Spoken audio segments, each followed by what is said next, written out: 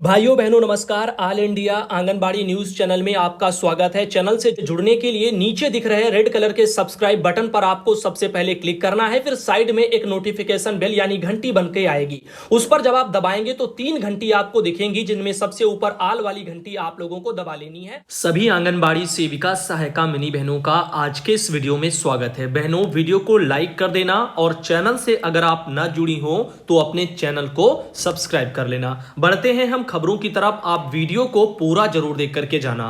सबसे पहले आपको बता दें कि मिशन जो निदेशक हैं राष्ट्रीय स्वास्थ्य मिशन उत्तर प्रदेश के, उन्होंने 17 नवंबर को अभी एक ये जो सरकारी आदेश है वो इतने जिलों के मुख्य चिकित्सा अधिकारियों को भेजा है। आइए आपको पहले जनपदों के नाम बताते हैं, जिनमें की है आगरा, अलीगढ़, अंबेडकर नगर और अमरोहा, औरैया, अयोध्या, आजमगढ़, बदायूं, बागपत, बहराइच, बलिया, बलरामपुर, बांदा, बाराबंकी, बरेली, बस्ती, बिजनौर, बुलंदशहर, चंदौली, चित्रकूट, देवरिया, एटा, इटावा, फर्रुखाबाद, फतेहपुर, फिरोजाबाद, गौतम बुद्ध नगर, गाजियाबाद, गाजीपुर, गोंडा, हमीरपुर, हरदोई, हाथरस, जालौन, जौनपुर, झांसी, कन्नौज, कानपुर देहात, कानपुर नगर, कासगंज, कौसांबी, कुशीनगर, लखीमपुर खीरी, महाराजगंज, महोबा, मैनपुरी, मथुरा, मऊ, मेरठ, मिर्जापुर, मुरादाबाद, मुजफ्फरनगर, पीलीभीत, प्रतापगढ़, रायबरेली, रामपुर, सहारनपुर, संत कबीर नगर, शाहजहांपुर, श्रावस्ती, सिद्धार्थनगर,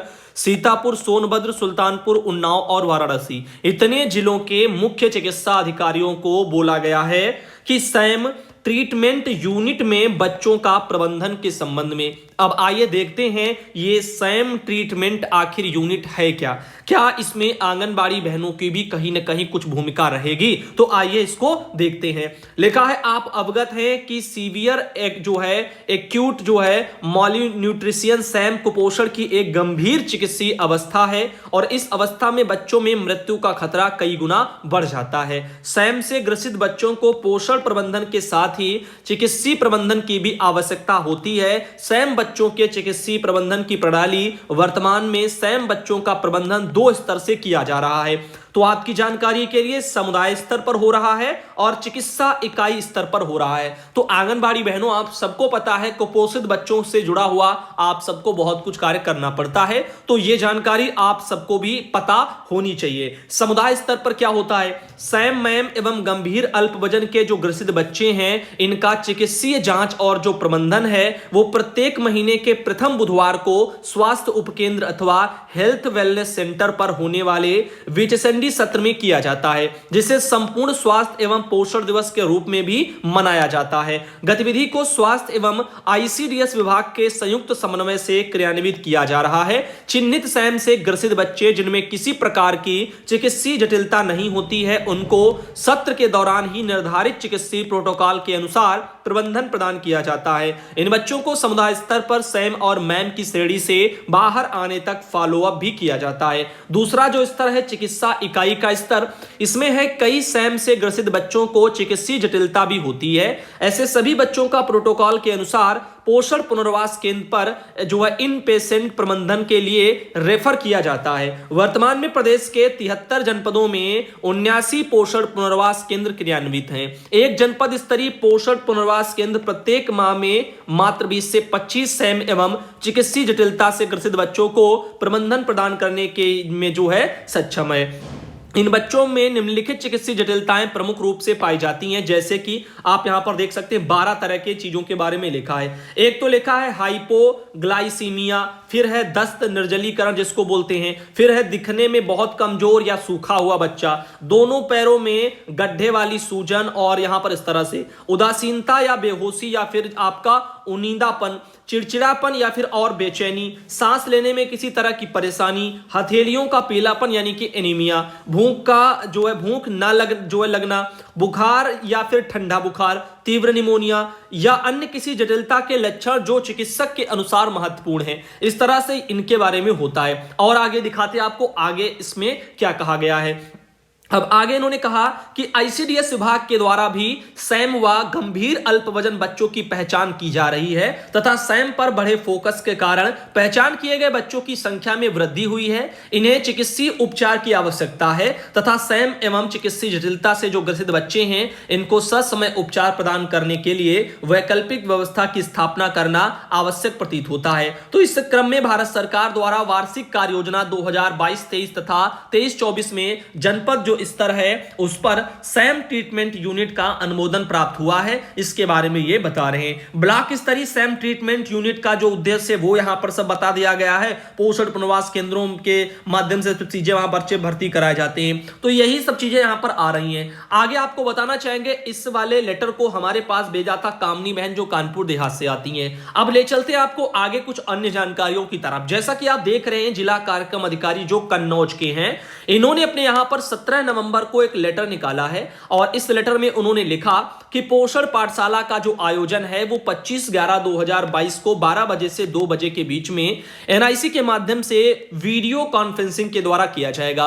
यानी 25 नवंबर को ये होगा। अभी 25 नवंबर नहीं आया है तो अभी थोड़ा टाइम है। तो आप देखिएगा इन लिंक के माध्यम से आंगनबाड़ी बहनें अपने अपने केंद्र पर लाभार्थियों के साथ उपस्थित रह करके प्रतिभाग करना सुनिश्चित करेंगी। और यहां पर एनआईसी कन्नौज में निम्नलिखित बाल विकास परियोजना और मुख्य सेविकाएं वहां पर प्रतिभाग करेंगी। उन सबके नाम दे दिए गए हैं। तो 25 तारीख को 3 बजे से ये सब होगा। अब देखो यहां पर अभी इस बारे में आपको बताना चाहेंगे निदेशालय स्तर का भी लेटर हमारे पास है। जैसा कि आप ये देख सकते हैं निदेशालय बाल विकास सेवा पुष्टाहार उत्तर प्रदेश लखनऊ से 16 नवंबर का लेटर पोषण पाठशाला दिनांक 25/11/2022 के आयोजन से जुड़ा हुआ है। तो 25 नवंबर को यह पोषण पाठशाला वाला सब मनाया जाएगा। इसके लिए 9 यहां पर इन्होंने बिंदु दिए हैं। पहला बिंदु है जिला कार्यक्रम अधिकारी के द्वारा जनपद के जिला अधिकारी और मुख्य विकास अधिकारी और मुख्य चिकित्सा अधिकारी इससे इस कार्यक्रम के दौरान जनपद में एनआईसी केंद्र में उपस्थित रहने के लिए अनुरोध किया जाएगा। जो प्रतिभागी इस कार्यक्रम में एनआईसी के माध्यम से जुड़ेंगे उन्हें वेबकास्ट के समय विषय विशेषज्ञों से प्रश्न पूछने का विकल्प होगा। यदि प्रतिभागियों के पास कोई प्रश्न हो तो उसे हार्ड और सॉफ्ट कॉपी में संलग्न फॉर्मेट पर यह सब करके जो है 23/11 को ही बता रहे हैं कि भेज दो।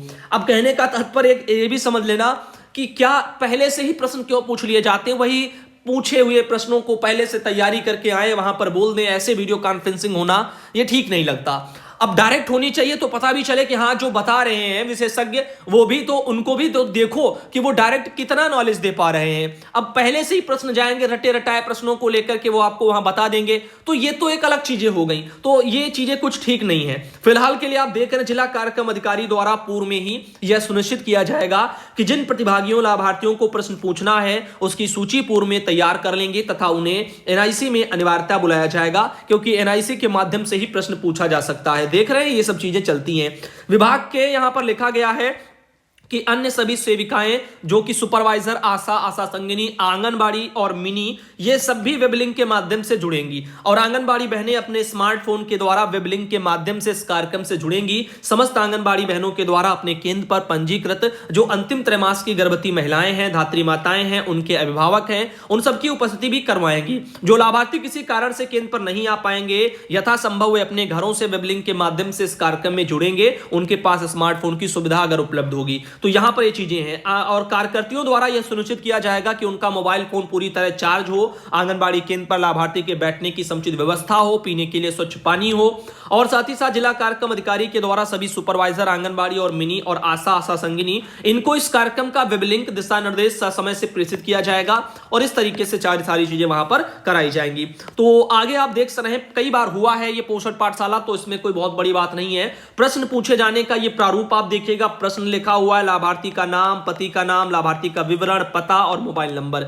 इन चीजों पर प्रारूपों पर पहले ही सूचना ले ली जाएगी। सरनीत कौर ब्रोका जो कि निदेशक आपकी बन चुकी हैं उत्तर प्रदेश में तो वहां से उनका एक लेटर आया जो कि आप सबने देखा। 25 नवंबर को पोषण पाठशाला होने वाली है। आगे आपको बता दें अर्सिया खातून बहन है कन्नौज से आती जिनके द्वारा एक जानकारी साझा की गई थी।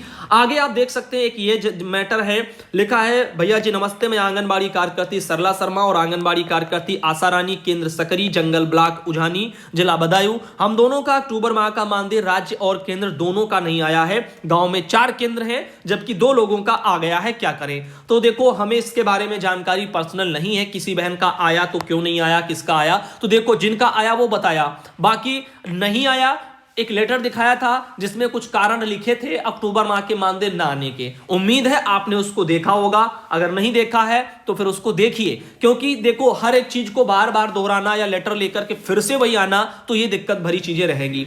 अब आगे सुनीता जी हैं आजमगढ़ से आती, जिनके द्वारा एक फोटो भेजी गई थी, और भी कुछ बहनें हैं। राजेंद्र कुमारी मऊ से आती, वहां से एक फोटो आई, और ये है मुन्नी जो शाहजहांपुर से आती, उनके द्वारा एक फोटो आई।